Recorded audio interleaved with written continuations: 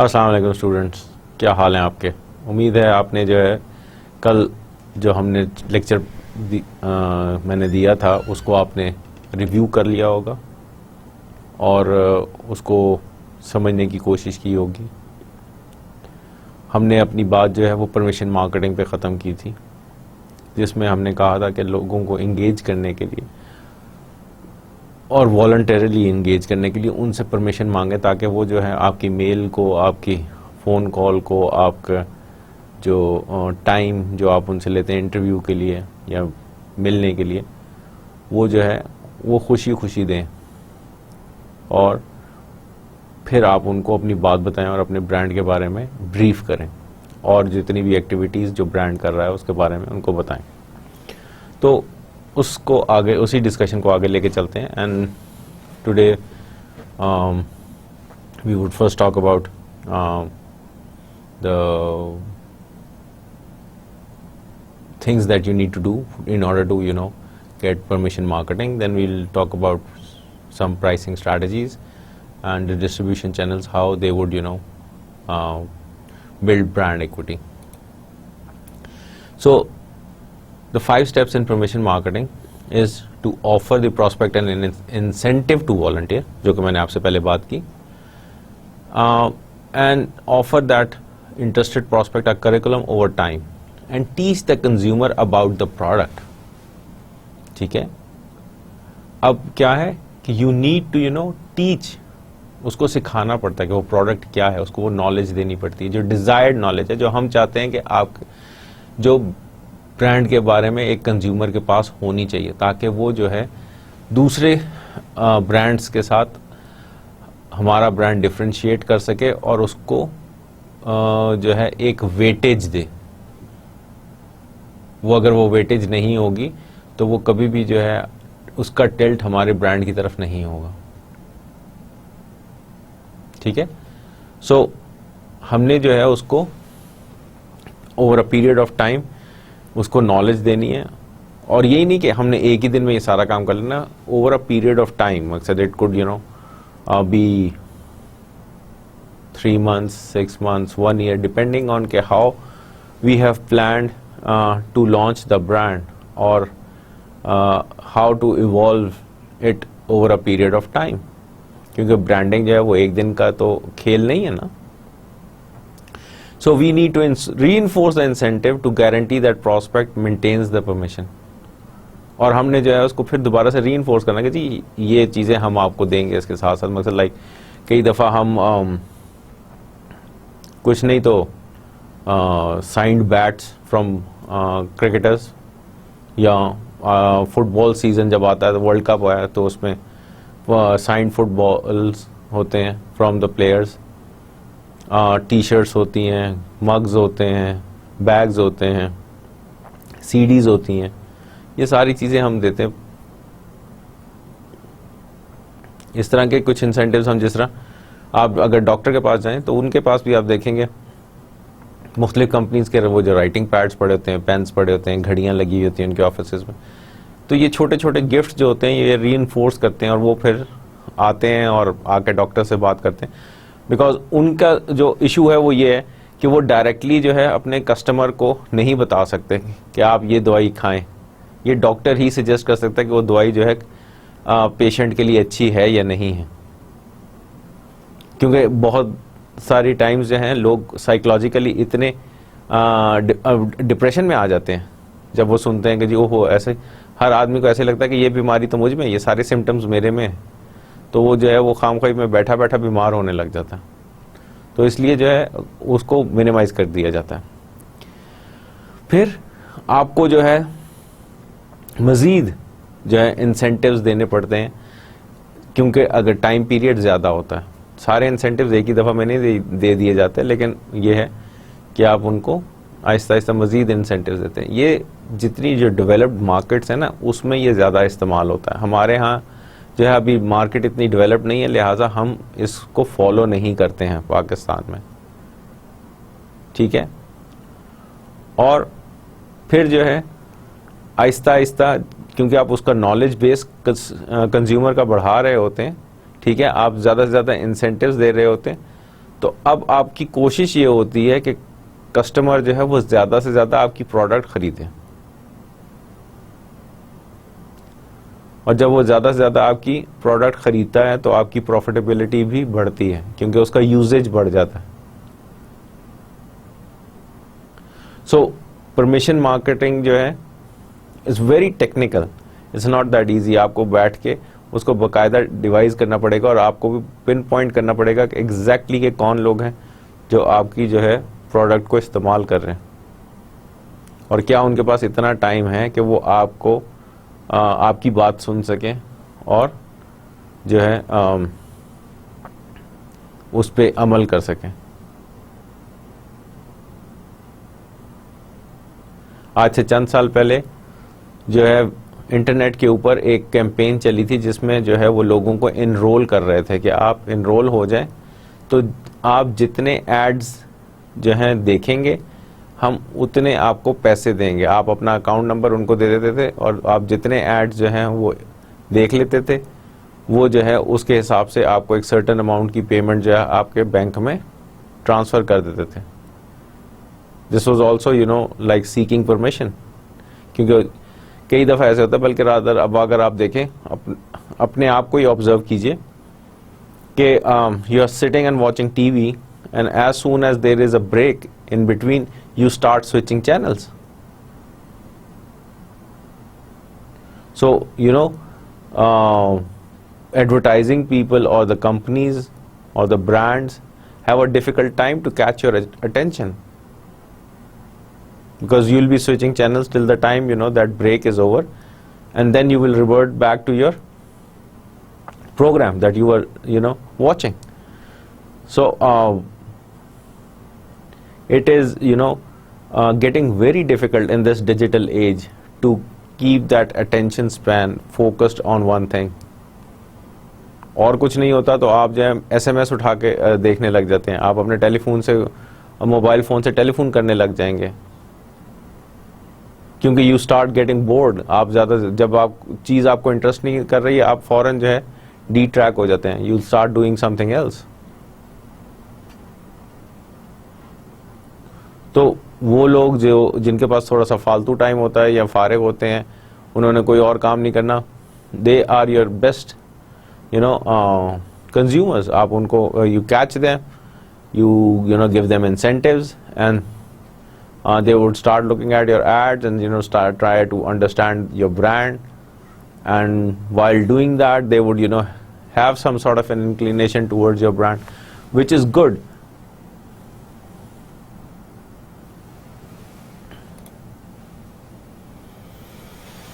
Now you need to integrate the brand into supporting marketing programs. So supporting marketing programs में क्या कहता है कि जी you need to have a product strategy, you need to have some pricing strategy, and you need to have some channel strategy. ठीक है, these are the supporting marketing programs. अब product strategy क्या है? Product strategy कहता है कि जी perceived quality and value. और उस perceived quality and value में क्या चीज़ आ रही है? आपकी ब्रांड इंटेंजिबल्स आ रहे हैं, total quality management, return on quality and value chain. ठीक है, then relationship marketing, mass customisation, after marketing and loyalty programs. Now brand intangibles क्या हैं? वो चीज़ें जिनको जो है आप फील नहीं करते, आप फील कर सकते हैं लेकिन आप उनको जो है किसी तरीके से छू के नहीं देख सकते, और उसमें जो है आप एक जो सेल्फ एस्टीम है, ठीक है ना, वो एक बहुत बड़ा, या एगो जिसको हम इन अदर वर्ड्स कह सकते हैं, owning that brand, you feel proud. ठीक है, सो दैट इज देयर। फिर जो क्वालिटी है कि everything has gone through strict quality checks, और वो जो है उस क्वालिटी की वजह से रिटर्न ऑन क्वालिटी के मकसद आपको how soon you have to go back to sales and service to get this product fixed. Sales and service है भी कि नहीं है? बहुत सारी कंपनीज जो हैं वो आती हैं with big fan fair, brands launch करती हैं, और उसके बाद पता चलता है कि थोड़े अरसे बाद कि जी sales and service is not there. अगर आपको याद हो तो कुछ अरसा पहले एक गाड़ी थी जो चेरी क्यू के नाम से आई थी, a beautiful product, but what happened after a couple of years, we found out that the distributors are not there anymore, because जो पीछे से जो support उनको मिलनी चाहिए थी from the manufacturer was not there। जिन लोगों ने गाड़ी खरीदी थी वो बेचारे जो है देख रहे थे दाएं बाएं कि यार अब इसको गाड़ी को फिक्स किस तरह करें। अब क्योंकि इसमें प्रॉब्लम्स आनी शुरू हो गई हैं, रेगुलर मेंटेनेंस की ज़रूरत है, तो वो रेगुलर मेंटेनेंस जो है वो हम किस तरह करवा सकते हैं।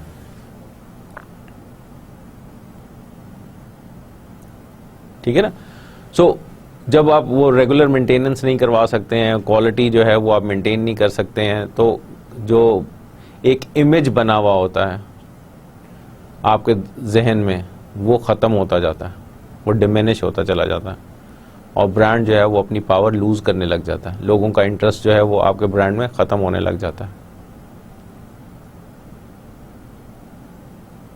ठीक। सो आपको जो है ज़रूरत है कि आप जो है इसको देखें और उसके बाद जो है समझें कि वो जो है टोटल क्वालिटी मैनेजमेंट जो है किस तरीके से हम एम्प्लॉय कर सकते हैं। टोटल क्वालिटी मैनेजमेंट जो है एक अमेरिकन साहब थे जो Ceylon P school of management है बना हुआ अमेरिका में।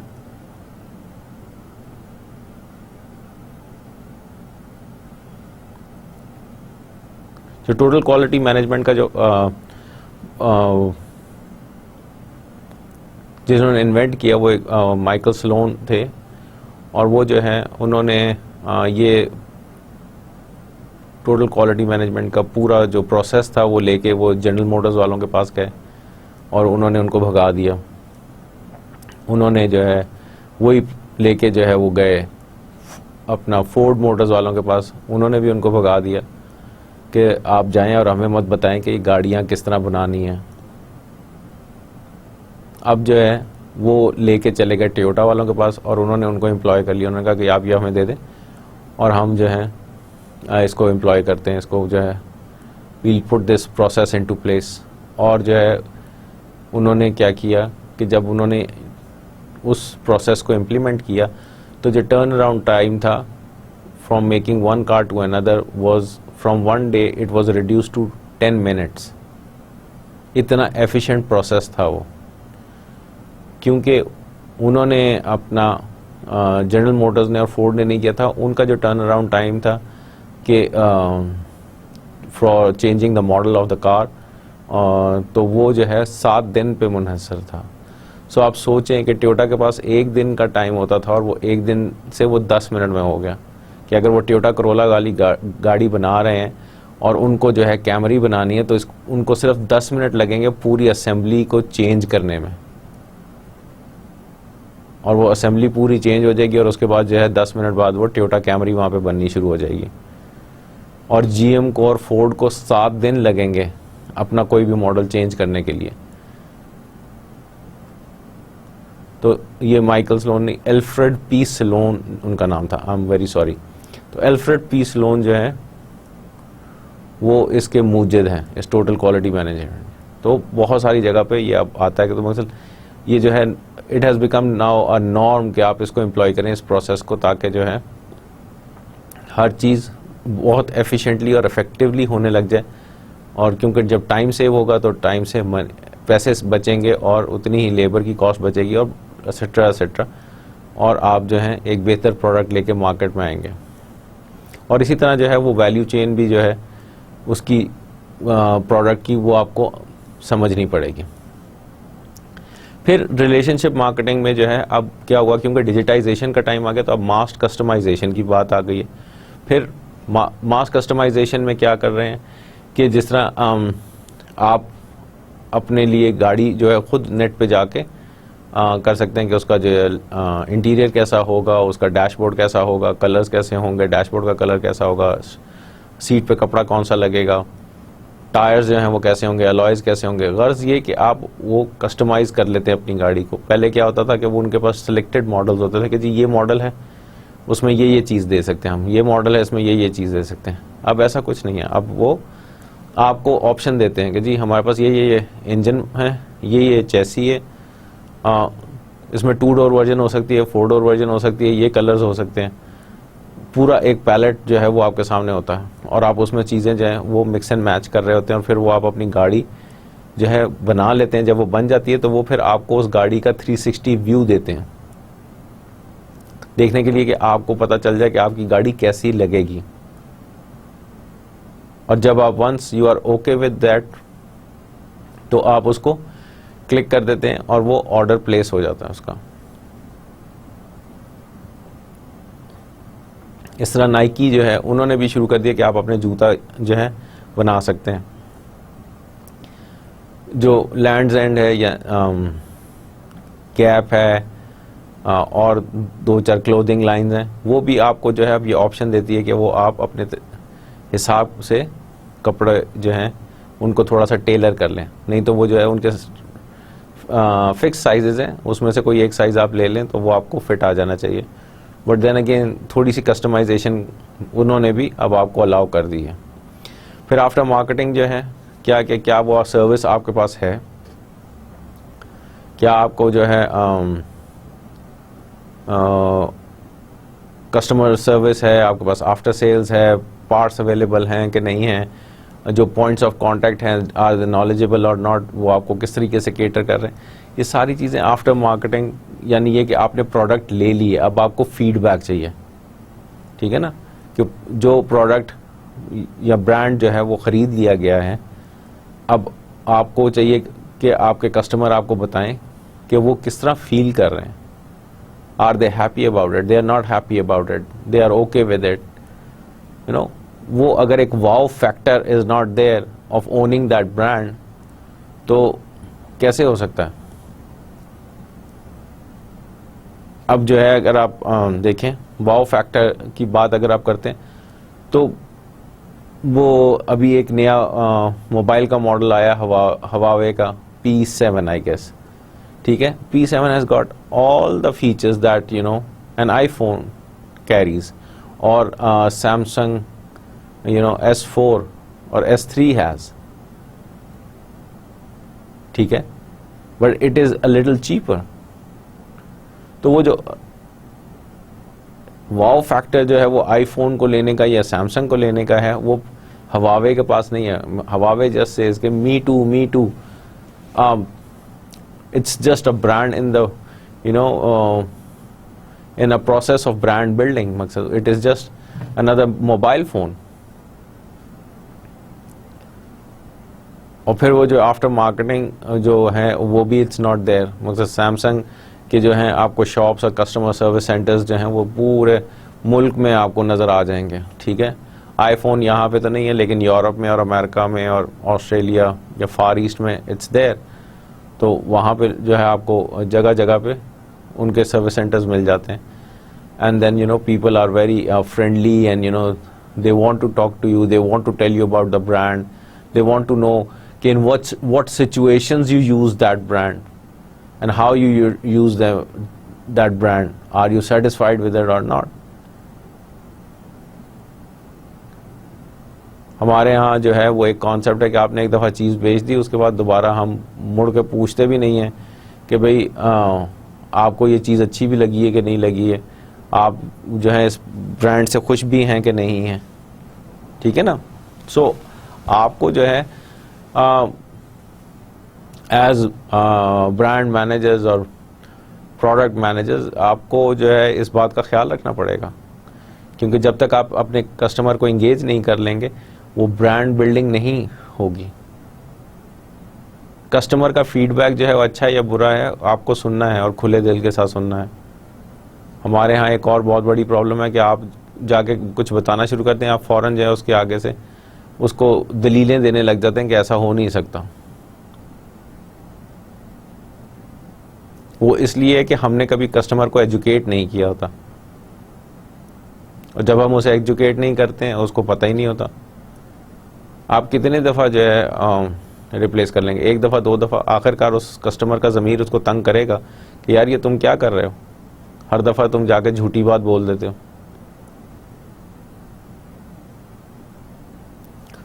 हम मुसलमान होने के नाते से जो है झूठ बोलने में तो हेडमास्टर है। We are always telling lies just to get a little benefit. लेकिन उसका प्रॉब्लम ही यही है कि we do not educate our customers, you do not educate our अपना peers, siblings. Once we educate them, I don't think so there would be a problem. ठीक है, then we need to make loyalty programmes. Loyalty programmes जो हैं are there for the benefit of the consumers and get them going on making more purchases. और loyalty programmes जो हैं वो airlines ने start किए थे, होटल्स ने स्टार्ट किए, फिर उसके बाद जो है आपके क्रेडिट कार्ड्स, ठीक है, वो फ्रीक्वेंट फ्लायर माइल्स देते हैं आपको, पॉइंट्स कलेक्ट करने पे जो है गिफ्ट्स मिल जाते हैं, so on and so fourth. और जो लॉयल कस्टमर्स होते हैं उनको आप जो है स्पेशल डिस्काउंट कार्ड्स दे देते हैं ताकि they should come back for more purchases. Service industry में सबसे ज़्यादा जो है वो लॉयल्टी कार्ड्स चलते हैं। हमारे यहाँ जो है लॉयल्टी कार्ड्स तो नहीं थे, लेकिन कुछ साल पहले तक जो है ये बहुत बड़ा एक काम जो हो रहा था वो ये था कि आपको वो एक कोई ना कोई रेस्टोरेंट एक वो कार्ड दे देता था कि जी आप ये 200 रुपये का कार्ड ले लें, तो whenever you come you would get for the price of one you would get 2 dishes, और for price of one you will get 2 pizzas. So that means कि वो 50% आपको डिस्काउंट दे रहे थे, just to increase that loyalty, just to increase that purchase or buying of the product. So this is also one of the strategies that you could employ. फिर क्या है कि यहाँ पे क्योंकि हम ब्रांड की बात कर रहे हैं, तो ब्रांड जो है हमेशा एक प्रीमियम प्राइस आपसे चार्ज कर रहा होता है, ठीक है ना।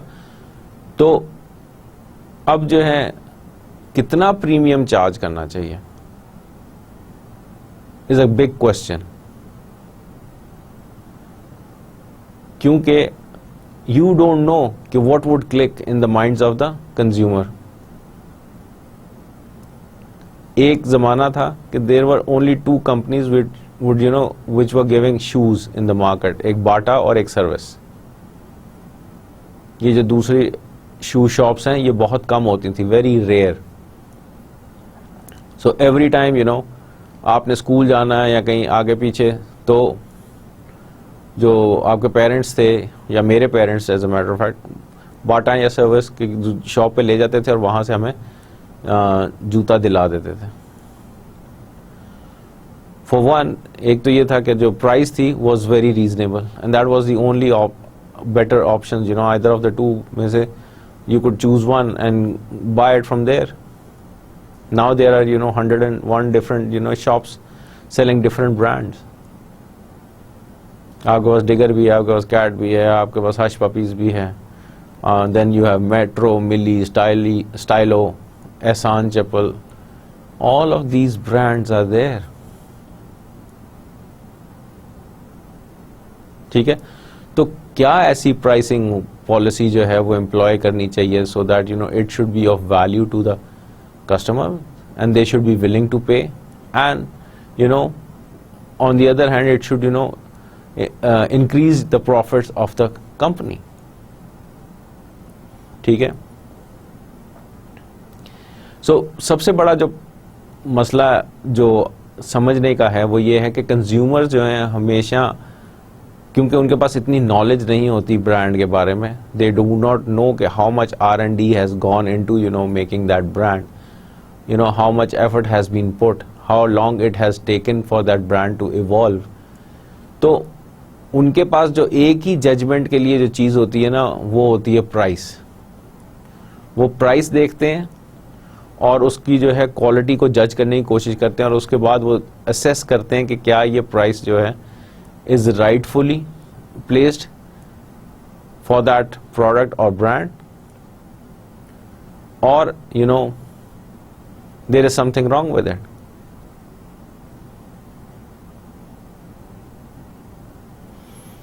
Why are ladies, ready to pay, some 5,000, 6,000 rupees for a lawn suit if it is from, Crescent or Nishat or Khadi, but anything else, or Gul Ahmad, anything else or other brand, they are not ready to pay that much price, because वो जो है उस price से उन्होंने उसकी quality का अंदाज़ा लगाया हुआ है कि इस क्वालिटी की ये ही प्राइस हो सकती है, एंड दे विलिंगली पे दैट प्राइस।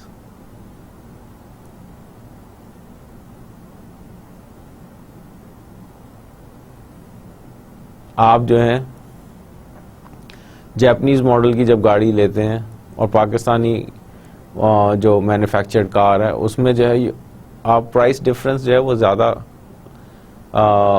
होता है एट टाइम्स। जो पुराना मॉडल होता है, but even then you are paying more just because you think the quality is superior. So वहां पे जो है अब उसके बाद आप क्या करेंगे? So what you need to understand is कि दो तरीके से आप उसको कर सकते हैं कि वैल्यू प्राइसिंग कर सकते हैं या एवरीडे प्राइसिंग हो सकती है, depending on what type of brand you are selling. Now value pricing में जो है दो तीन चीज़ें आपको, सबसे पहले ये कि कंज्यूमर आपके जो है ब्रांड के बारे में क्या सोच रहा है, वो उसको किस लेवल पे लेता है। हेयर और हेयर कंपटीशन में वो कहाँ रैंक कर रहा है आपको। अगर आपके ब्रांड को वो कंपटीशन से ऊपर रैंक कर रहा है तो वो डेफिनेटली जो कस्टमर है वो आपके ज़्यादा प्राइस चार्ज करने पे माइंड नहीं करेगा। लेकिन अगर वो आपको आपके कंपटीशन से हाई रैंक नहीं कर रहा है तो वो यकीनन हाई प्राइस पे चिल्लाएगा, प्रोटेस्ट करेगा, और वो आपकी प्राइस पे करने को राज़ी नहीं होगा। वो हमेशा डिस्काउंट्स की बात कर रहा होगा।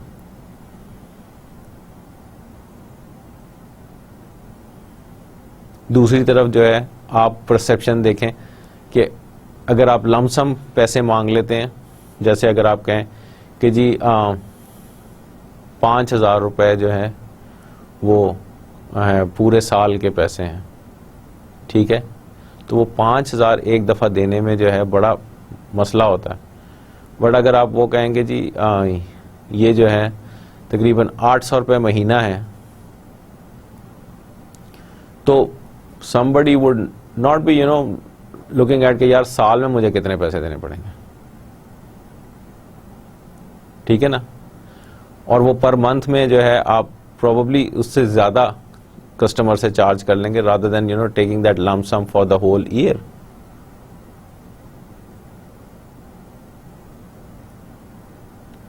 सो उसकी जो वैल्यू है उसको आप किस तरह एडजस्ट करते हैं, कंज्यूमर किस तरह एडजस्ट करता है, you do not know, but then again you need to judge, because you are the one who knows your target market well.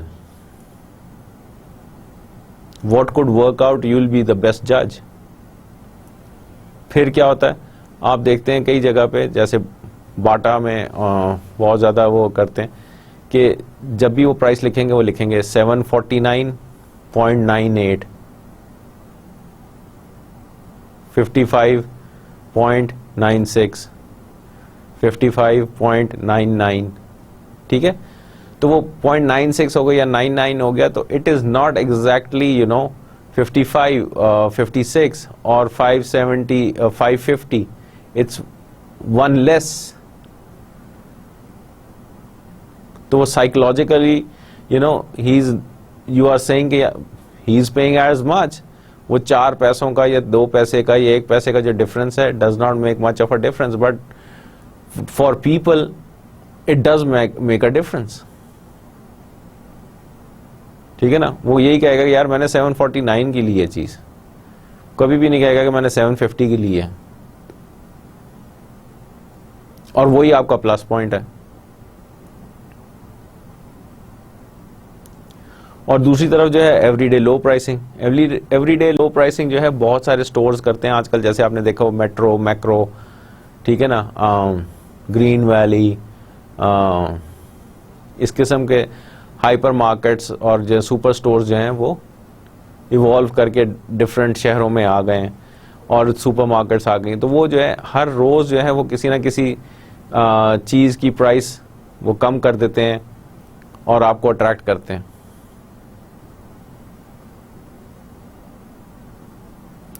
तो ज़रूरी नहीं है कि वो सिर्फ ग्रोसरी हो, वो बाकी चीज़ों पे भी, इलेक्ट्रॉनिक्स आइटम पे भी, क्लोथिंग पे भी, हर चीज़ पे इसी तरह ही होता है।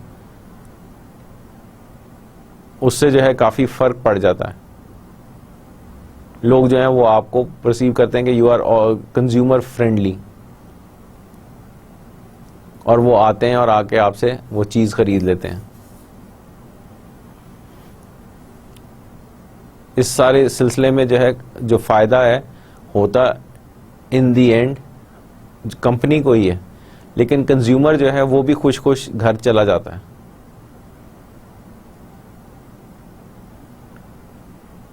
और जो एक ब्रांड के बारे में जो एक पॉजिटिव एटीट्यूड है remains in the minds of the customers, and this is what exactly what you want, कि they should think positively about the brand. फिर आपको जो है अपनी चैनल स्ट्रैटेजी जो है वो भी इवॉल्व करनी है। चैनल स्ट्रैटेजी जो है क्या है कि किस तरीके से आपने अपनी प्रोडक्ट को डिस्ट्रीब्यूट करना है कि जो है मैक्सिमाइज कर सकें आप अपने सक्सेस को।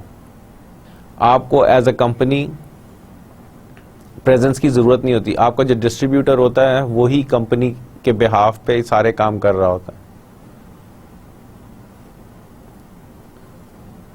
और इसकी बेहतरीन एग्जाम्पल नेस्ले और प्रॉक्टर एंड गैम्बल है।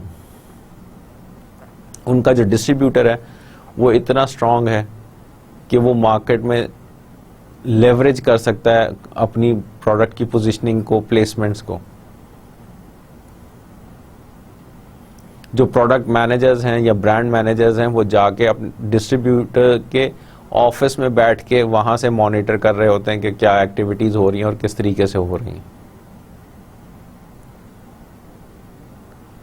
आपकी जो है ब्रांड एक्टिवेशन की कंपनीज हैं स्पेशल, जो स्पेशलाइज करती हैं इस सारे सिलसिले में, वो जो है उन ब्रांड मैनेजर्स के साथ और डिस्ट्रीब्यूटर्स के साथ मिल के मुख्तलिफ जगहों पे जाके मार्केटिंग एक्टिविटीज़ करते हैं, लोगों को इंगेज करते हैं ताकि उनको ज़्यादा से ज़्यादा नॉलेज दें, ज़्यादा से ज़्यादा इंगेज करें ताकि वो ज़्यादा से ज़्यादा ब्रांड को ख़रीदें।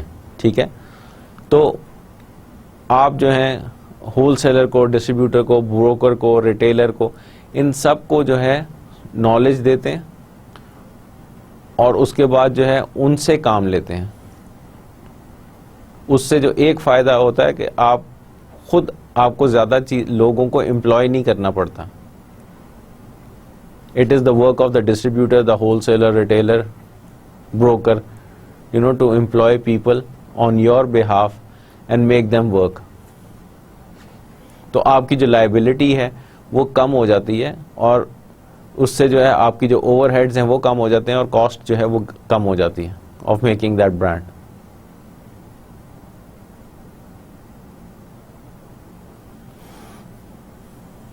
सी, ये जो है थोड़ा सा यहाँ पे टेक्निकल हो जाता है, but anyways it's not as such के you can not understand it, because आपके जितने ओवरहेड्स कम होंगे, जितनी उसको बनाने की कॉस्ट जो है वो कम होगी, उतनी ही प्रॉफिटेबिलिटी बढ़ जाएगी, आपके मार्जिन्स बढ़ जाएंगे।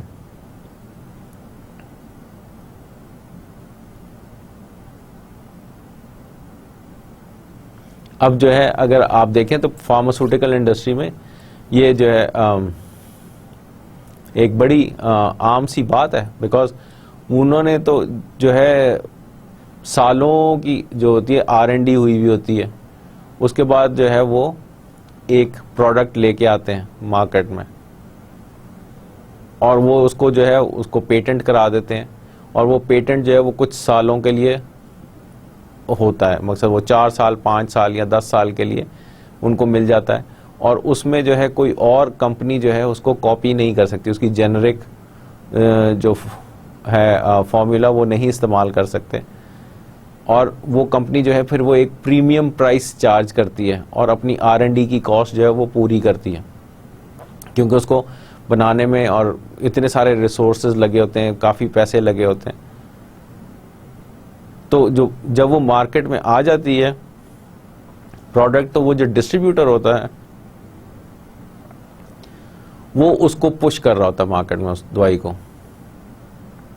एक तरफ तो वो सारी रिटेल शॉप्स में वो दवाई पहुंचाता है, दूसरी तरफ जो है उसके लोग जो हैं वो जा जाके डॉक्टर्स को कन्विंस करते हैं कि आप ये दवाई ख़रीदें, इसको प्रिस्क्राइब करें ताकि लोग उसको ज़्यादा से ज़्यादा ख़रीदें और उससे जो है इस्तिफ़ादा हासिल करें।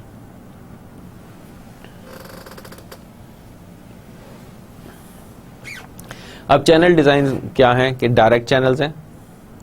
अब डायरेक्ट चैनल्स में क्या है कि you are selling through your own contacts, ठीक है, contacts of the company to prospective customers by mail, phone, electronic means, in person visits and so forth. यहाँ पे आपके अपने जो हैं रिसोर्सेज वो इस्तेमाल हो रहे हैं।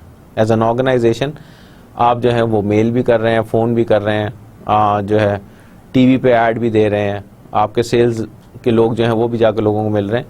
ये जो है ये डायरेक्ट है। और इनडायरेक्ट क्या है? इनडायरेक्ट में आप जो हैं आपके जो थर्ड पार्टी यानी एजेंट्स हैं, ब्रोकर्स हैं, होलसेलर्स हैं, डिस्ट्रीब्यूटर्स हैं, ये सारे लोग जो हैं इसमें शामिल हो जाते हैं, ठीक है। तो जो ऑर्गेनाइजेशन है वो पुश एंड पुल स्ट्रैटेजी जो है वो उसको एक्टिवेट करती है। तो उस पर भी अभी बात करते हैं। Then you have you web strategy, क्योंकि आपने वेबसाइट्स जो हैं वो देखते हैं कि आपको जो ट्रैक करते हैं कि जो ब्रांड जो कंज्यूमर्स हैं जो कि इस ब्रांड में इंटरेस्टेड होते हैं वो किन किन वेबसाइट्स पे जाते हैं और वहाँ पे जाके आप अपने एड्स जो हैं वो पोस्ट करते हैं। आप फेसबुक पे पेज बनाते हैं, आप ट्विटर पे पेज बनाते हैं, ताकि you are in contact with your customers 24/7 365 days a year. वहीं से जो है सेल भी हो रही होती है क्रेडिट कार्ड के थ्रू, ठीक है ना, या ई पेमेंट्स जो हैं, तो पेपॉल और ये जो है ये सारी वेबसाइट्स जो हैं एक्टिवेट हो जाती हैं। वहाँ पे आपके एड्स भी जो हैं लोग डेली मोशन पे यूट्यूब के ऊपर वो देखते हैं और फिर जो है वो मुख्तलिफ वेबसाइट्स पे जाके जो है दे बाय योर प्रोडक्ट। अमेज़ॉन जो है वो इज़ वन प्लेस जहाँ पे जो है आपको हर चीज़ ऑलमोस्ट अवेलेबल है। ईबे एक वेबसाइट थी। सो ये जो है हैविंग सेड दैट, वो जो वेब स्ट्रैटेजी है उसको भी आपको देखना है कि वो आपको किस तरीके से कॉम्प्लीमेंट कर सकती है आपके चैनल्स को, ठीक है ना। उसमें आपकी जो पर्सनल डायरेक्ट चैनल्स हैं और इनडायरेक्ट चैनल्स हैं, दोनों को किस तरह कॉम्प्लीमेंट किया जा सकता है, ठीक है। अब पुश एंड पुल स्ट्रैटेजी क्या है? पुश एंड पुल स्ट्रैटेजी में क्या है कि जो कंपनी है वो अपनी मार्केटिंग एफर्ट जो है इस तरह इंगेज करती है कि कस्टमर को अपनी तरफ अट्रैक्ट करे, पुल करे, ठीक है। उसमें वो जो एड्स आ रहे हैं टीवी पे, रेडियो पे, मैगजीन्स में, न्यूज़पेपर में, ये सारे जो हैं ये पुल स्ट्रैटेजी के तहत आ रहे हैं, ठीक है। एंड देन जब आप अपने डिस्ट्रीब्यूटर्स एंड होलसेलर्स और रिटेलर्स के पास चले जाते हैं और उनको आप कॉम्प्लीमेंट कर रहे होते हैं, तो वो जो है वो पुश स्ट्रैटेजी है। आप उनको आगे जो है उनको पुश कर रहे होते हैं आगे कि वो जाएं और आपके लिए वो सेलिंग करें कस्टमर के पास। इसमें जो है अगर आप देखें, जो कंपनीज जो हैं यूजुअली किसी और मुल्क में बैठी हैं और वो किसी और इंटरनेशनली जो ऑपरेट कर रही हैं वो ज़्यादातर जो है वो पुश स्ट्रैटेजी में बिलीव करती हैं। उस पुश स्ट्रैटेजी में वो जो है वो क्या करती हैं कि वो थोड़े से पैसे जो हैं टूवर्ड्स दिस मार्केटिंग कम्युनिकेशन वो अपने डिस्ट्रीब्यूटर को या होलसेलर को देंगी, और बाकी पैसे जो है वो होलसेलर डालेगा, और एक मिल के जो है एक मार्केटिंग कैंपेन इवॉल्व होती है जो कि चलती है। अगर उन्होंने एक सब्सिडरी बना के जो है वहाँ पे रख दी है उस मुल्क में, तो फिर शायद वो ही सारा काम कर रही हो फॉर मार्केटिंग कम्युनिकेशन, अदरवाइज जो है वो डिस्ट्रीब्यूटर ही सारा काम कर रहा होता है। जैसे यहाँ पे प्रॉक्टर एंड गैम्बल में क्या है कि there is a Procter and Gamble present in Pakistan, but then जो उनका जो डिस्ट्रीब्यूटर है, आई गेस इट्स यूडीएल, ठीक है, यूनाइटेड डिस्ट्रीब्यूटर्स लिमिटेड, वो जो है is doing all of this advertising and stuff, they are looking after it। वो जो ब्रांड मैनेजर्स हैं वो उसमें थोड़ा सा पैसा वो डालते हैं, बाकी वो करके तो जितना बिलो द लाइन एडवर्टाइजमेंट्स हो रही होती हैं वो सारे का सारा is looked after by the distributor, whereas the above the line जो कि इलेक्ट्रॉनिक मीडिया में आ रहा है is looked after by the Procter and Gamble itself.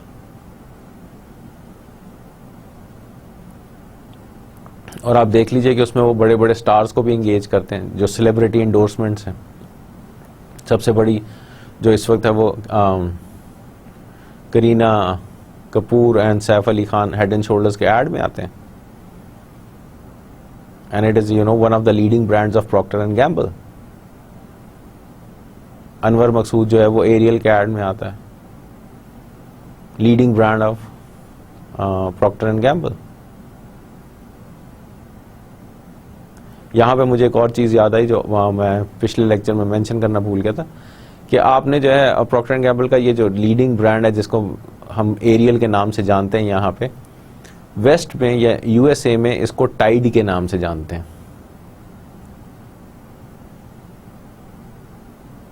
Same product different name.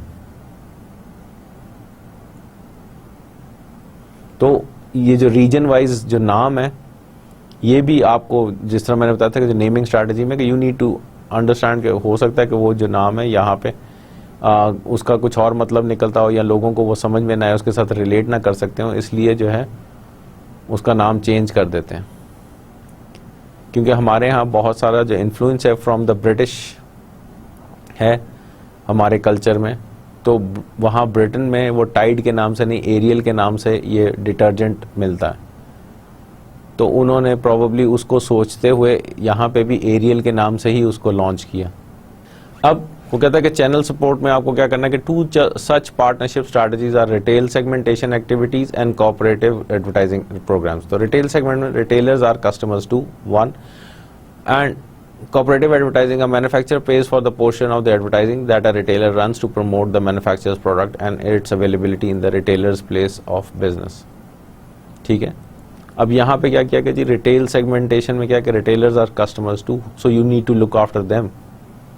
ठीक है, तो आप क्या कर रहे हैं कि आप उनको उन जो जगह है वो पेंट करा के दे देते हैं, आप उनका जो है फसाड, उनका जो बाहर जो रिटेलर का नाम लिखा हुआ होता है वो जो है वहाँ पे वो ब्रांडिंग आप कर लेते हैं। सो वो उसको नया फर्नीचर चाहिए होता है, आप उसको वो दे देते हैं, तो आप उसको इस तरीके से सपोर्ट कर रहे होते हैं, और वो जो है आपको दूसरे तरीके से सपोर्ट कर रहा है कि वो आपकी प्रोडक्ट को वो पुश कर रहा है। ठीक है, तो यहाँ पे भी अर्बन रिटेलर जो है उसकी रिक्वायरमेंट डिफरेंट होगी, रूरल एरियाज का जो रिटेलर होगा उसकी रिक्वायरमेंट डिफरेंट होंगी। ठीक है, अगर आप जो है देखें रूरल एरियाज में कि जब आप उसकी दुकान पे किसी भी दुकान पे जाके जो है उसका जो है वो बाहर जो साइन बोर्ड है वो पेंट कर देते हैं या वो नया लगा देते हैं, तो वो जो है ही फील्स प्राउड कि यार मुझे जो है पेप्सी वालों ने इतनी सपोर्ट की है, या मुझे जो है मॉर्वेन गोल्ड वालों ने इतनी सपोर्ट की है। अब सिगरेट्स जो हैं वो एडवर्टाइजमेंट नहीं कर सकते बाय लॉ, तो वो क्या करते हैं कि वो पेंट करा देंगे, आपका जो है ना फर्नीचर चेंज कर देंगे, कुछ इस तरह कर देंगे ताकि जो है वो आपका जो ब्रांड है वो किसी ना किसी तरीके से वो बेचते रहें।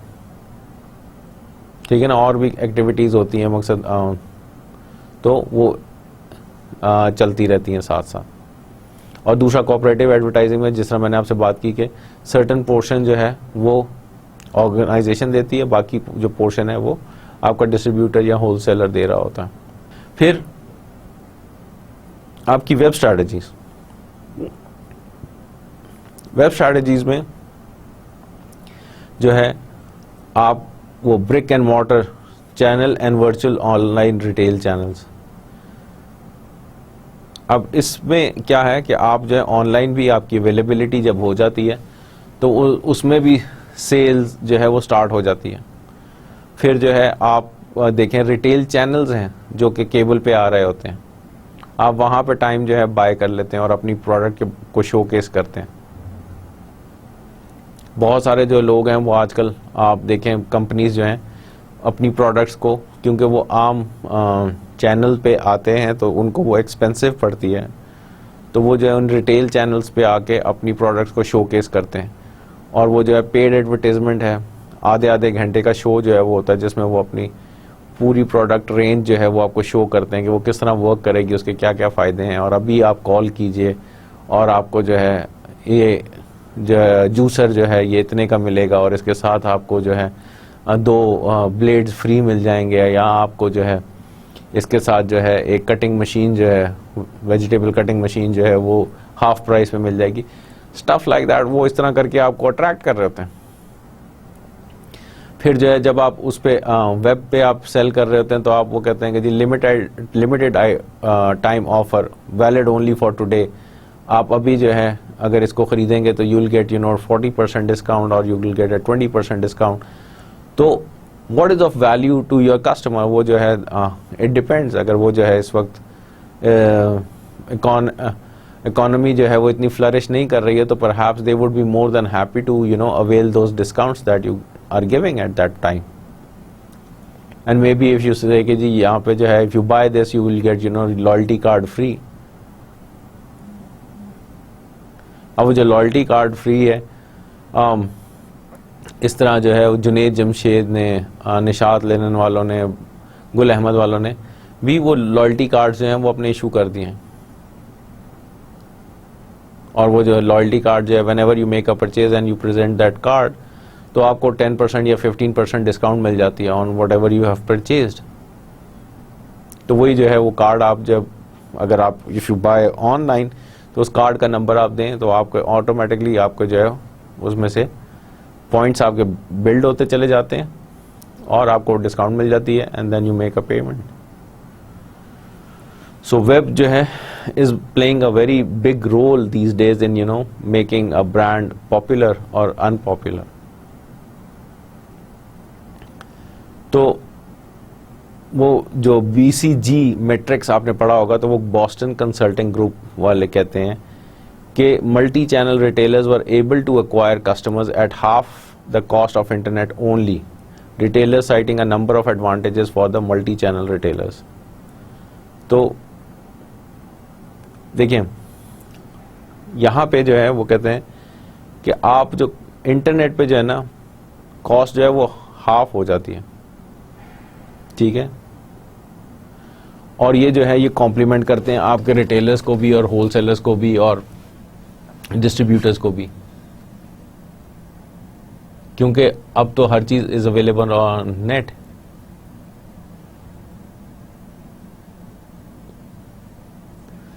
एप्लीकेशंस बन गई हैं मोबाइल फ़ोन्स के ऊपर।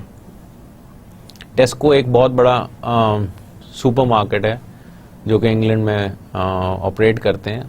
तो उन्होंने क्या किया है कि लोग क्योंकि जब वो ट्रैवल कर रहे होते हैं ट्रेन के थ्रू, तो एक ट्रेन से जब उन्होंने चेंज करके दूसरी ट्रेन पे जाना होता है तो उनके पास काफ़ी सारा टाइम होता है। और आप वो जो है आईफोन पे वो उनकी एप्लीकेशन जो है वो अवेलेबल है, जो कि अब उन्होंने उसके लिए स्मार्टफोन्स के लिए भी कर दी है। तो क्या किया उन्होंने कि जो दीवारें हैं प्लेटफॉर्म्स की उन पे उन्होंने नियॉन साइन वो लगा दी हैं और उसमें जो है उन्होंने अपने आइल्स की तस्वीरें खींच के लगा दी हैं।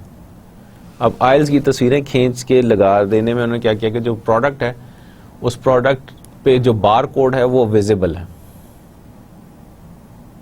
ठीक है।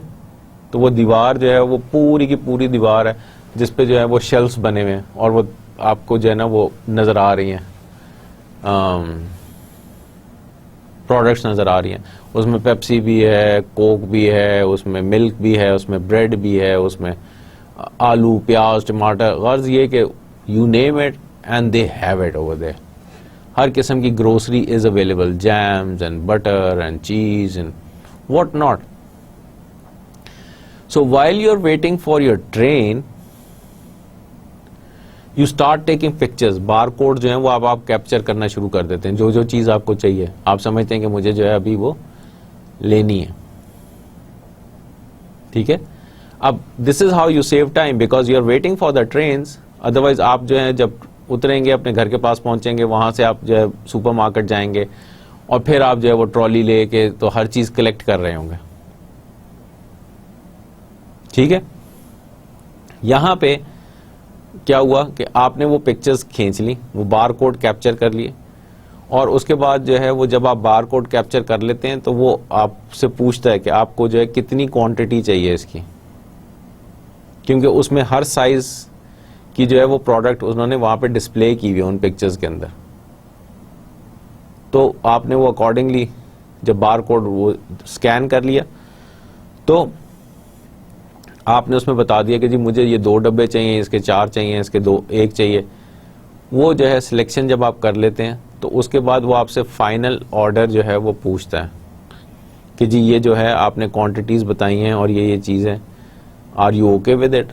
If you are okay with it you just say yes and it is directly sent to the Tesco centre. उनका एक सेंटर है जो सेंट्रलाइज्ड ये ऑर्डर्स जो हैं वो प्रोसेस करता है। And then from there onwards, क्योंकि आपने जो है जब वो टेस्को की एप्लीकेशन आप डाउनलोड करते हैं तो अपने आप को रजिस्टर करते हैं,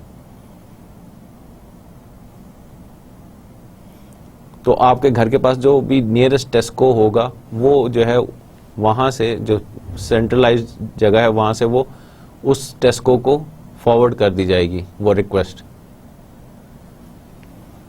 तो उसमें आप जो है ये भी बता देते हैं कि आपको वो घर पे डिलीवरी चाहिए या आप जो है आधे घंटे बाद या 1 घंटे बाद या पौने घंटे बाद 20 मिनट्स बाद आप जब भी वहाँ पहुँचने वाले होंगे वो आपके लिए वो चीज़ें उन्होंने बना के लिफाफों में बंद करके रखी हुई होंगी।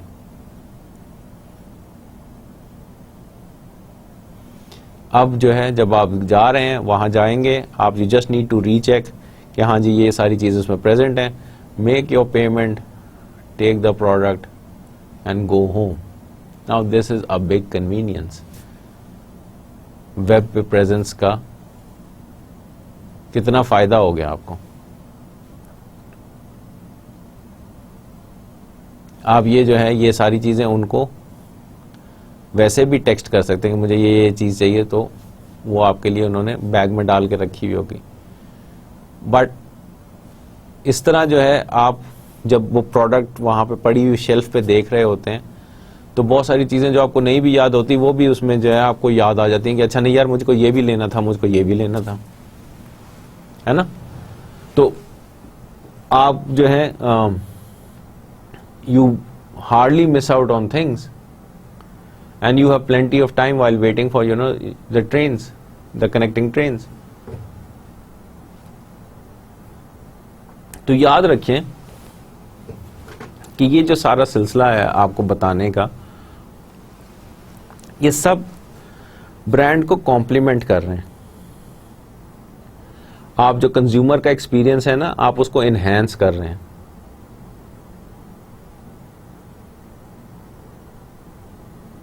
उसकी जो वैल्यू है ब्रांड की उसको इंक्रीज कर रहे हैं। ये जितने लोग हैं जो आपके रिटेलर्स हैं, होलसेलर्स हैं, ठीक है ना, डिस्ट्रीब्यूटर्स हैं, ये सब के सब जो हैं वो किसी ना किसी तरीके से वो पॉइंट ऑफ कांटेक्ट का काम कर रहे हैं। ये भी आपके जो हैं कस्टमर्स हैं, इनको भी आपने खुश रखना है ताकि इन रिटर्न ये आपके लिए काम करें। अगर आप इनको राइट इंसेंटिव्स नहीं देंगे तो ये कभी भी आपकी प्रोडक्ट को पुश नहीं करेंगे।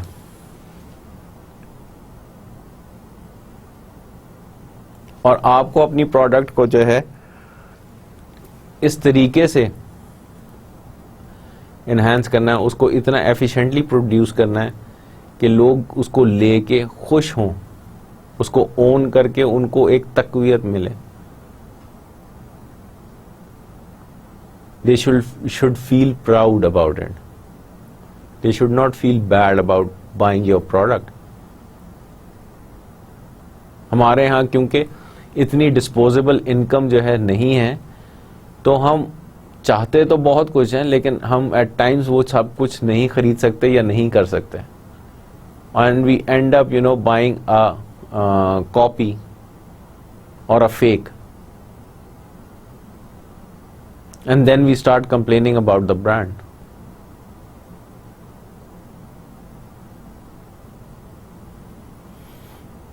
जो एक्सपीरियंस है ना, अगर वो अच्छा होगा तो लोग जो हैं हमेशा आपको अच्छे अल्फाज से याद रखेंगे।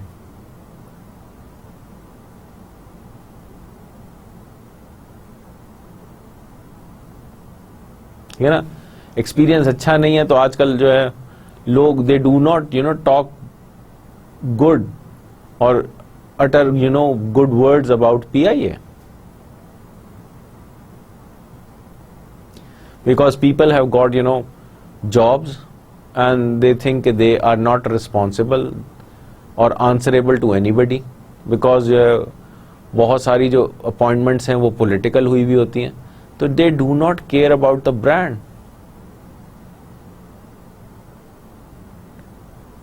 वो उनको PIA के जो है ना कि से कोई गर्ज नहीं है, उनको बस ये है कि टाइमली जो है हमारी तनख्वाह वहां से आती रहनी चाहिए। और सफर कौन कर रहा है? Consumer, customer. और उससे क्या हो रहा है कि दूसरी एयरलाइंस को फायदा।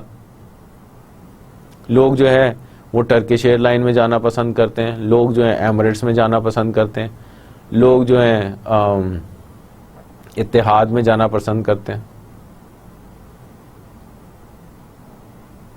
बहुत सारे लोगों ने तो PIA में इसलिए ट्रेवल करना छोड़ दिया था कि जी उसमें शराब नहीं मिलती है।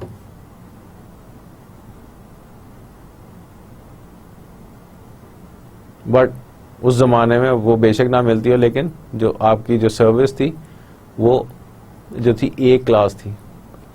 ये PIA की सर्विस ही थी कि जॉन F कैनेडी की बेगम PIA में ट्रेवल करके पाकिस्तान आई थी। President of the United States की wife travelled in PIA, the first lady. Can you believe that? अगर वो सर्विस ना होती, जो A क्लास एक्सपीरियंस ना होता, तो do you think she would have travelled?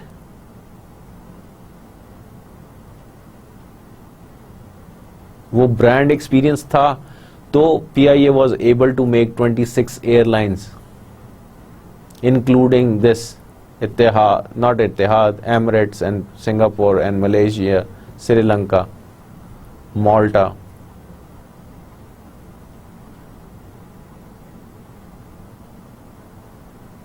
The people had passion, because employees are also customers. They were being looked after. So with that passion, they were working. But end of the day, PIA could not retain those employees. They were pulled away by those other airlines.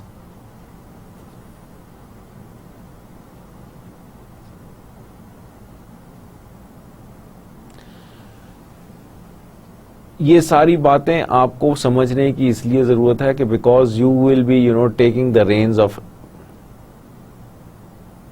one of the products when you start a job, and your job would be to maximize the profits by increasing the consumer's brand equity.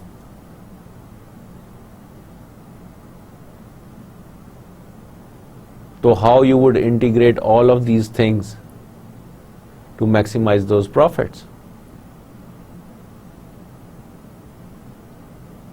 आपको बहुत सोच समझ के इन सारी चीज़ों को integrate करना होगा। सारे इंग्रेडिएंट्स जो हैं आपको डालने होंगे ताकि जो है आप ज़्यादा से ज़्यादा प्रॉफिट्स को लेके जाएं, लोगों को बताएं। जो आपकी जो कंपनी है वो डिस्ट्रीब्यूटर्स को और होलसेलर्स को आजकल कॉम्प्लीमेंट करते हैं,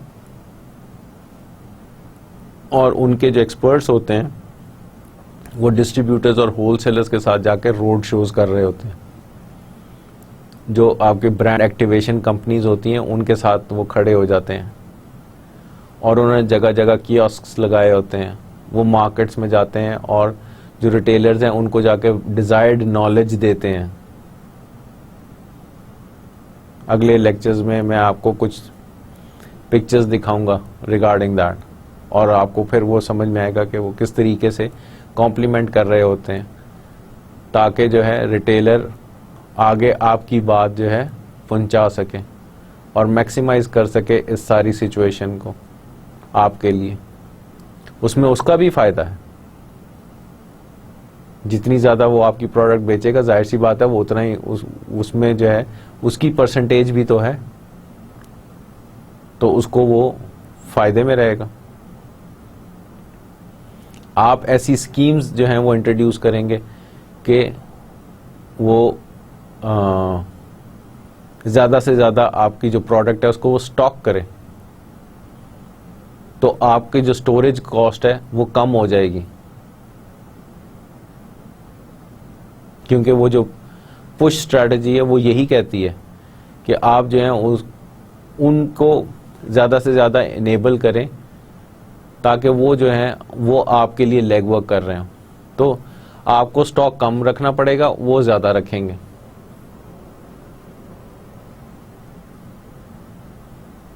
अब जिस तरह जो मिल्क पैक हो गया या ऑलपर्स हो गया, वो क्या करते हैं कि वो आपको इंसेंटिव देते हैं अपने रिटेलर को कि अगर आप जो है 3 कार्टन लीटर वाले जो है अगर आप बेच देंगे तो उसमें जो एक डब्बा है वो आपको फ्री हो जाएगा। एक कार्टन में अगर 12 पैक्स हैं तो दैट मीन्स कि जो 36 पैक्स पे यू विल गेट 1 फ्री।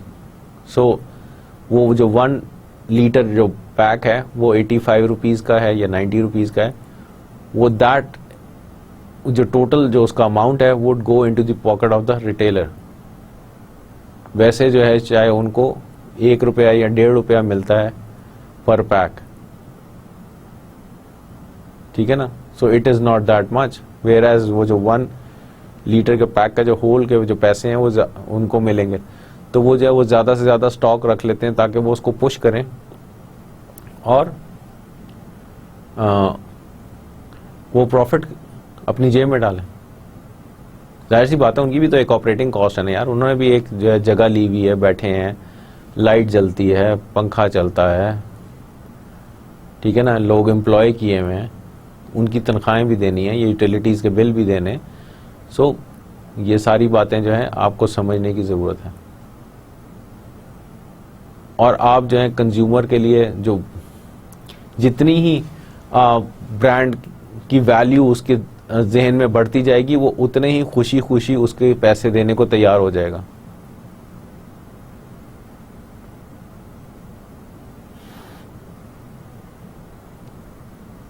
आप जो है खाना बैठ के जो है ढाबे पे भी खा लेते हैं और आप जो एक रेस्टोरेंट में भी खा लेते हैं, लेकिन वो जो है जो एडेड वैल्यू उस रेस्टोरेंट में होती है तो आप जो है उसके पैसे देने को तैयार होते हैं। मतलब जो कस्टमर होता है he is ready to pay that price, whereas sitting at a dhaba you would not have those additional things that are available in the restaurant. The food might be good, but then again it might not have the AC, it might not have a clean environment, it might not have the person serving might not be hygienically clean, शेव बड़ी हुई है, कपड़े मैले हैं, ठीक है ना, मक्खियां मच्छर आपको तंग कर रहे हैं, धुआं आ रहा है, मिट्टी उड़ के आ रही है, because These are all dhabas are all roadside cafes. तो आप उसको जो है एंजॉय नहीं करते हैं. सो ये सारी बातें जो हैं आपको अपने जहन में रखनी है और इससे जो है मैक्सिमाइज करना है अपने इस एक्सपीरियंस को. और इस एक्सपीरियंस को जिस तरह मैक्सिमाइज करेंगे अपने कस्टमर के लिए, उतना ही प्रॉफिट जो है वो आपके लिए वो जनरेट करेगा. और बहुत सारी जगह पे तो ये कस्टमर ही है जो आपका स्पोक्स पर्सन बन जाता है, तो आपको इतनी एफर्ट ही नहीं करनी पड़ती. तो आज तक के लिए इतना ही. इंशाअल्लाह ताला आगे जैसे जैसे चलते जाएंगे मैं आपको जो है मज़ीद ब्रीफ करता जाऊंगा. आपको जो है मज़ीद कुछ एडवर्टाइजमेंट, कुछ पिक्चर्स, कुछ ये सारी चीज़ें जो है मैं अब ऐड करूंगा अपने अगले लेक्चर्स में, ताकि आप जो है इस ब्रांडिंग को बेहतर तरीके से समझ सकें. अल्लाह हाफिज़.